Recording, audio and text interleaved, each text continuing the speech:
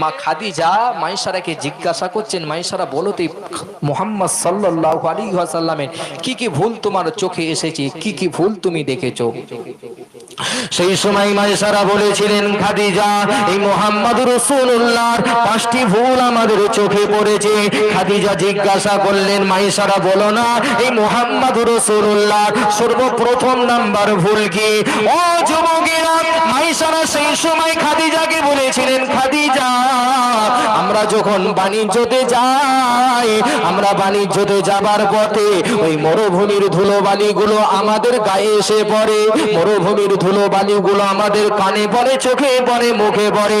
ও খাদিজা, কিন্তু না না, এই মুহাম্মদুর রাসূলুল্লাহ সাল্লাল্লাহু আলাইহি ওয়াসাল্লাম আগে আগে আগে আগে যায়, আমরা তার পেছনে পেছনে যাই। ও খাদিজা, আমরা লক্ষ্য করে